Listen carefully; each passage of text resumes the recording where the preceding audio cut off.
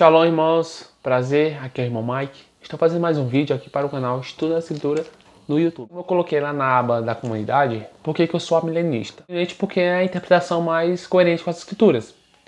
É o método de interpretação mais fácil de entender as escrituras, diferente das outras interpretações. Primeiramente, quero deixar claro, eu já fui pré-milenista dispensacionalista. É aquele que crê, essa interpretação crê que a igreja não passará pela grande tribulação e que ela será arrebatada secretamente. Depois Cristo volta e estabelece um reino milenar. Outra coisa incoerente nessa questão é que eles creem em 3 ressurreições de mortos, né? Primeiro, a ressurreição dos justos, além da segunda vinda. Depois, a ressurreição dos que morreram na grande tribulação. E depois, a ressurreição dos ímpios ali no juízo final. Mas parece dar a entender, parece que vai haver 4 ressurreições, ao meu ver, né? Algo que vai contra as escrituras. Outra interpretação que eu depois adotei foi a pré-milenista histórico, né? Que crê que a igreja passará pela grande tribulação, depois Cristo volta, ocorre a ressurreição, depois estabelece seu reino milenar, depois ocorre a ressurreição dos ímpios, depois dos 1000 anos, depois adentra o estado eterno, né? Novo céu e nova terra. Até um tempo desse eu era pré-milenista histórico. Mas depois, quando eu tive alguns estudos, né? Com alguns irmãos também, através do Espírito Santo, né? O Espírito Santo ele traz grandes revelações para a gente poder compreender as escrituras, né? E eu quero deixar um abraço aqui para o irmão Herbert, para o irmão Arilton, o irmão Josias, o irmão Alan, o irmão Pedro também e os demais irmãos que vão assistir este vídeo. Deixa uma coisa bem clara aqui que existem 2 tipos de amilenistas, né? Existem dois tipos de amilenistas. E ao meu ver, eu sou um amilenista diferenciado dessas duas. Parece que a segunda que eu vou falar agora parece que é a mais coerente, que eu acho. A primeira existem os amilenistas que crêem em vida após morte. Como assim? Ele fala o seguinte, que existem 2 igrejas. Existem 2 igrejas.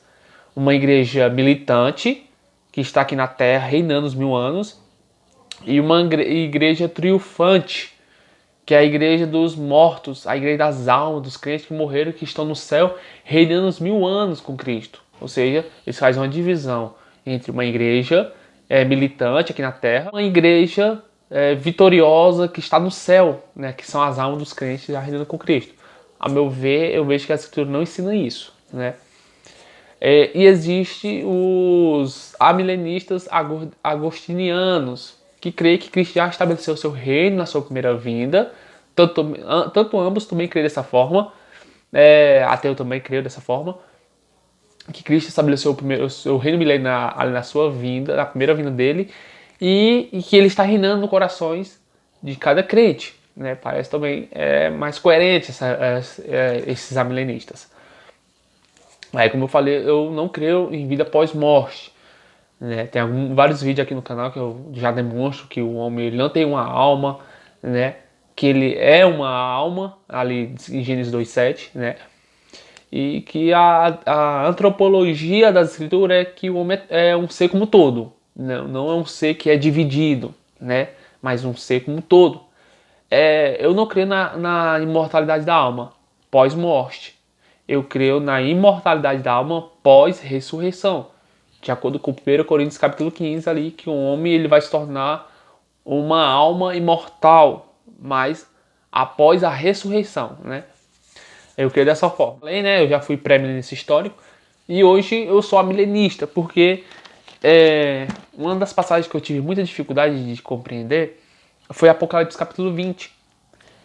As outras métodos de interpretação diz que Apocalipse capítulo 19 e capítulo 20 são cronológicos. Mas vamos fazer de conta que é cronológico? Tá.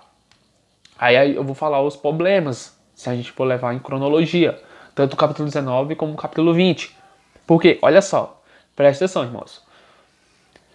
O capítulo 19 fala da vinda do Senhor Jesus Cristo, né? No capítulo 19 fala da vinda do Senhor Jesus Cristo, a sua segunda vinda. E aqui o contexto diz que no finalzinho os ímpios são mortos, né, na segunda vinda. No capítulo 20, aí já dentro do capítulo 20, ele diz que Satanás é preso, né, por 1000 anos. E já nos versos 4 a 6 ocorre a primeira ressurreição dos justos, né? E aí que diz que ocorre a primeira ressurreição, que são somente a ressurreição dos justos, mas ímpio não pode ressuscitar. Depois, aqui diz que Satanás e os ímpios Satanás só poderá ser solto e os ímpios só poderá ressuscitar quando terminar os 1000 anos. Já no verso 7 do capítulo 20, diz que terminou os 1000 anos. Aí Satanás é solto. E aí, tantas outras interpretações diz que essas nações, que é Gog e Magog, já são os ímpios ressuscitados. Ou seja, ocorre aqui a segunda ressurreição dos ímpios. Depois vão pelejar contra os santos. Aí depois diz que fogo cai do céu e os consome. Ou seja, eles morrem novamente. Já nos versos 11 a 15, ocorre o juízo final. Se é para ocorrer o juízo final, eles têm que ressuscitar para ser julgado e ser lançado no lago de fogo. Ou seja, eles têm que ressuscitar para ocorrer isso tudo. Então, a gente vai ter duas ressurreições de ímpios. Esse é o problema. Porque no capítulo 20, se a gente for levar em cronologia, o capítulo 19 fala da vinda do Senhor Jesus Cristo, a sua segunda vinda. Os ímpios são destruídos. Satanás é preso. Ocorre a primeira ressurreição ali no capítulo 20, somente dos justos, mas não pode ocorrer a ressurreição dos ímpios. E o texto diz que Satanás só pode ser solto ao terminar os 1000 anos, e o restante dos mortos só pode reviver, ou seja, ressuscitar quando terminar os 1000 anos. Já no verso 7 diz que os 1000 anos não acabam, termina os 1000 anos no verso 7. Então Satanás é solto e ocorre ali a segunda ressurreição, sendo que a Bíblia não menciona nem a segunda ressurreição dos ímpios. Mas vamos fazer de conta que ela está mencionando aqui a segunda ressurreição por causa de Gog e Magog, que alguns se referem que são já os ímpios ressuscitados. Porém, no verso 9, eles tornam a morrer novamente.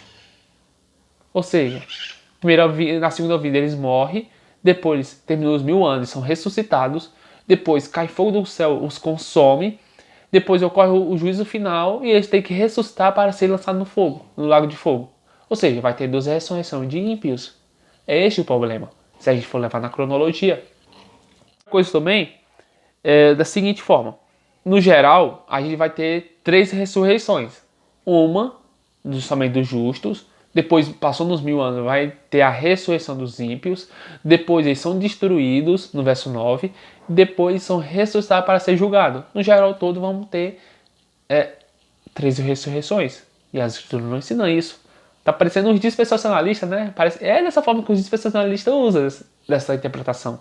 Essa mesma interpretação. Não a interpretação milenista, mas essa interpretação de dizer que o capítulo 19 e o capítulo 20 são cronológicos.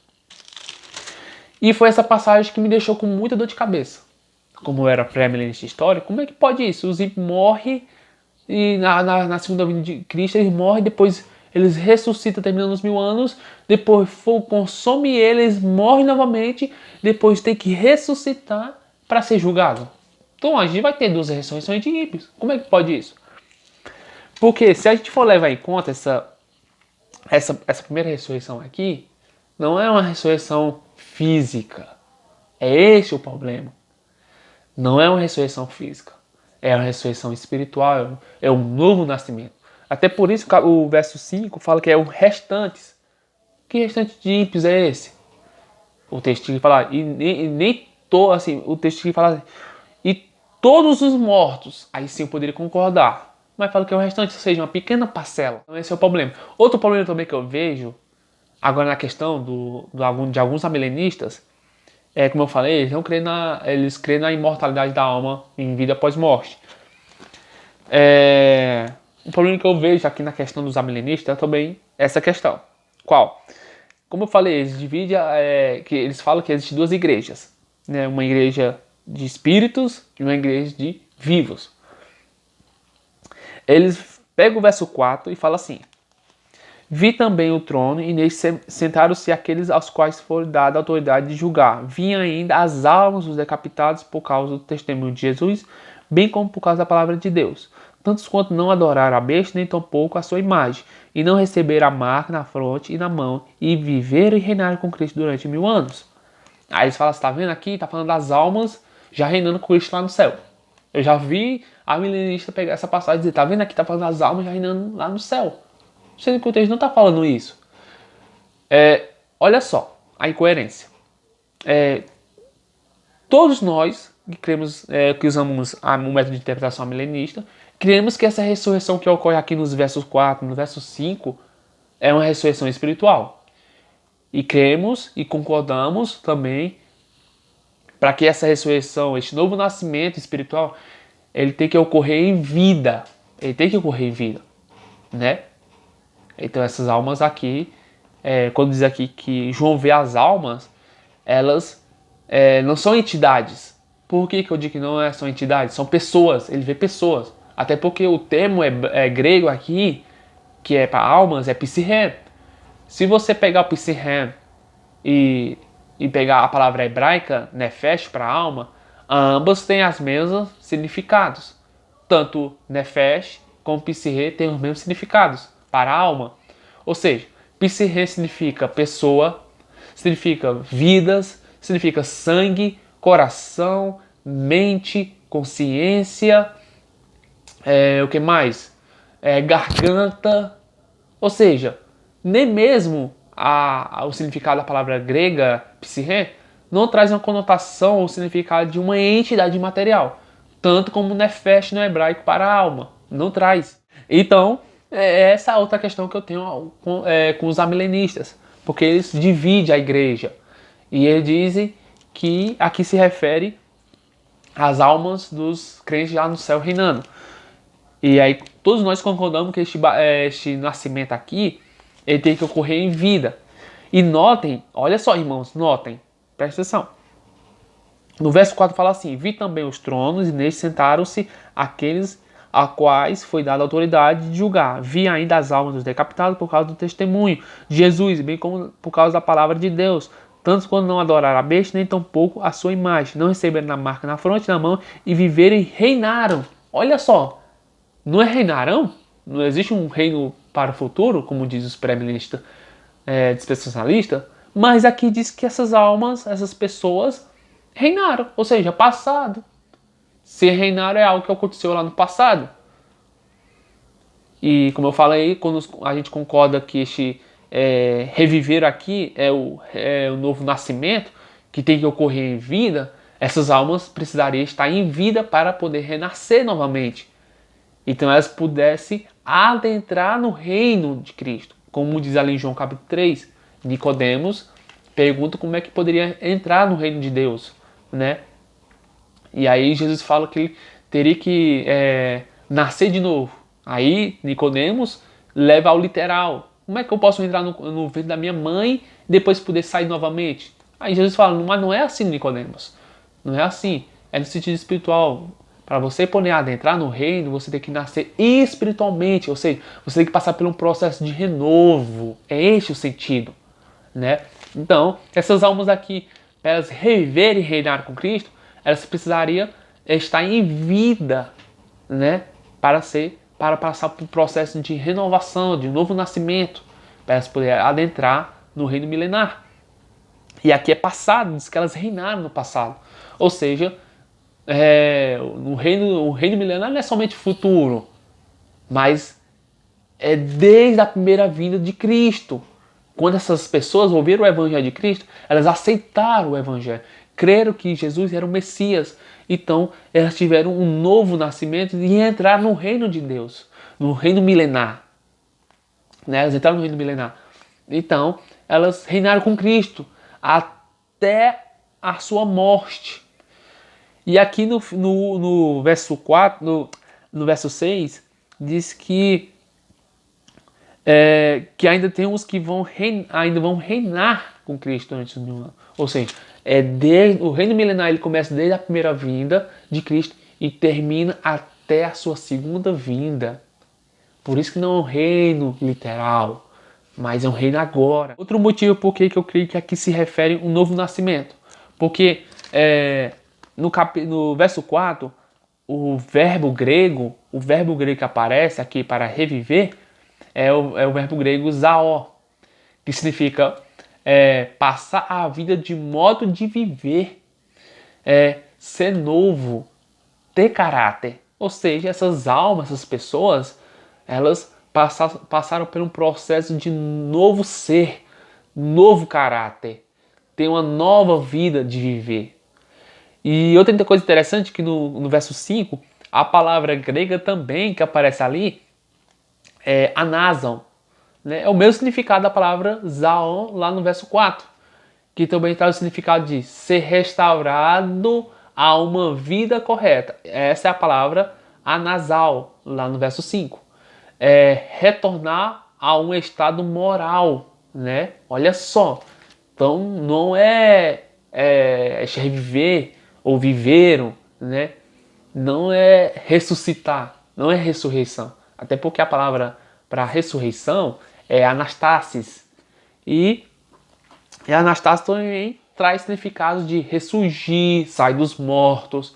Mas também anastasis, que é a palavra grega para ressurreição, pode significar também sair de um estado de miséria para um estado de exaltação, né? Então, quando aqui fala no verso 6, fala assim, bem-aventurados santos é aqueles que têm parte na primeira ressurreição. Essa primeira ressurreição não é uma ressurreição física, mas é de um estado de miséria para um estado de exaltação, né? Eu também não nego que o Anastácio também significa também o sentido de ressurreição, sair dos mortos, ressurgir dos mortos. Mas por causa da sua semântica, traz diversos significados, dependendo também do contexto. Então essa primeira ressurreição não se trata de uma ressurreição, essa primeira ressurreição não se trata de uma ressurreição física, mas espiritual. É como eu falei, anastasis pode significar sair dos mortos, ressurgir dos mortos, mas também pode significar sair de um estado de humilhação ou de miséria a adentrar num estado de exaltação ou de vitória ou de novo ser, né? É também o sentido de anastasis. Então, quando aqui diz que o restante dos mortos não ressuscitaram ou não reviveram, é no sentido de que essas pessoas ainda não ouviram o evangelho. E quando ouvirem, né, até o período de 1000 anos, até acabar os 1000 anos, elas poderão adentrar no reino milenar, né, através de no novo nascimento. Então, resumindo, como é que a interpretação amilenista vê? Primeiramente, a interpretação amilenista, ela crê que existe somente uma só ressurreição, uma ressurreição geral. É como diz ali em João capítulo 5, dos versos 28 a 29. O próprio Cristo, né? O próprio Cristo falando. João capítulo 5, versos 25. Jesus está falando de duas ressurreições aqui. Olha só. Jesus está tratando de duas ressurreições. É só ler o contexto. Fala assim, verso 24. Em verdade vos digo, quem ouve a minha palavra e crê naquele que me enviou, tem a vida eterna, não entra em juízo, mas passou da morte para a vida. Olha só, diz que aqueles que ouvem a palavra de Jesus Cristo já passou da morte para a vida. Aí verso 25. Em verdade vos digo que vem a hora, e já chegou, Cristo está falando, já chegou a hora, naquele tempo, já chegou, em que os mortos ouviram a voz do Filho de Deus, e os que ouvirem viverão. Essa ressurreição que ele está falando aqui é uma ressurreição espiritual. Porque assim como o Pai tem vida em si mesmo, também concedeu ao Filho ter vida em si mesmo. E lhe deu autoridade para julgar porque é filho do homem. Agora ele vai tratar da ressurreição física.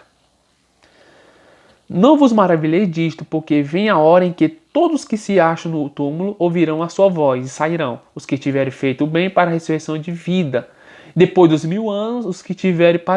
1000 anos? Não. Os que tiverem feito o bem para a ressurreição da vida.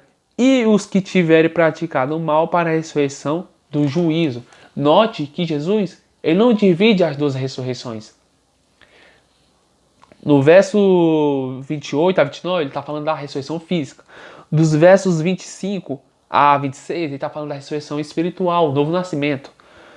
E aqui no versos 28 a 29, ele não divide a ressurreição do justo pelo período de 1000 anos até a ressurreição dos ímpios. Não, ele fala que na sua vinda vai ocorrer a ressurreição geral, tanto dos justos como dos injustos. E como também o profeta Daniel falou, Daniel capítulo 12, versos 2, que fala assim: muitos que dormem no pó da terra ressuscitarão, uns para a vida eterna e uns para a vergonha e desprezo eterno.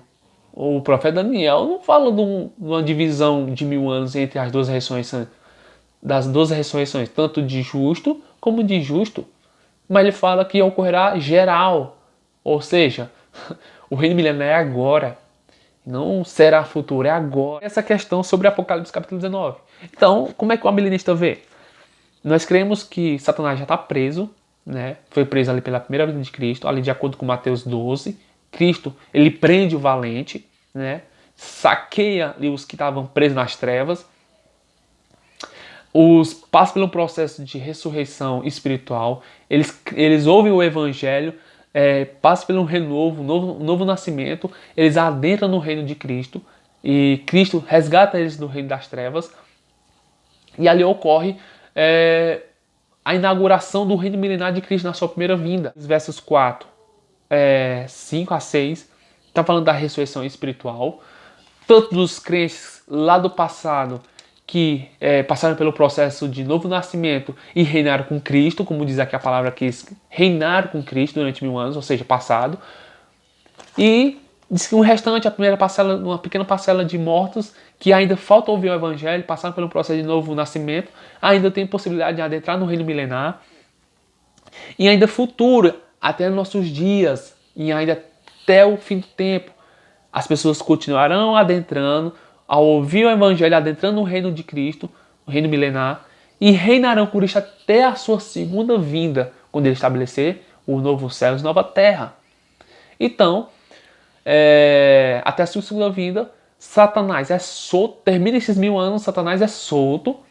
Depois, quando Satanás é solto, ele vai guerrear com as nações, que é Gog e Magog, contra o povo de Deus, e aí o fogo cai do céu. Este fogo cai do céu, aqui no verso 9, já é a vinda do nosso Senhor Jesus Cristo, que daqui já começa o juízo final. Quando aqui diz que fogo cai do céu os consome, e aqui diz que Satanás é jogado no lago de fogo, aí isso simboliza a vinda do nosso Senhor Jesus Cristo. De acordo com 1 Pedro 3, 10, diz que a vinda do Senhor Jesus Cristo vai vir como fogo, ele vai vir como ladrão, ele vai vir como fogo, ele vai destruir tudo. Então, é uma conexão, né? Apocalipse capítulo 20, verso 9, com 1 Pedro 3, 10 a 13. Então, este fogo que consome já é a vinda do nosso Senhor Jesus Cristo. De acordo com 1 Pedro 3, 10 a 13, diz que o dia do Senhor vai vir como um ladrão, onde os céus abrasados como fogo, com estrepitosos estrondos, e ali que os elementos da terra serão consumidos, derreterão por causa do fogo. Então é um claro conexão entre Apocalipse 20, verso 9, com 1 Pedro 3, versos 10 a 13. Então este fogo que cai do céu aqui e consome os ímpios será a última guerra Gog e Magog contra as nações, contra o povo de Deus, onde o próprio Senhor Cristo, o próprio Senhor Jesus Cristo, ele vem e destrói os ímpios. E quando ele destruir os ímpios, aí de fato os ímpios ressuscitarão para o juízo final. E dali eles serão jogados no lago de fogo. Então, irmãos, este é mais um vídeo que eu fiz aqui para o canal sobre por que eu sou milenista. Porque, como eu já falei no início, é o método de interação mais coerente com a Escritura, mais fáceis. Então, irmãos, fica na nossa paz do nosso Senhor. Amém.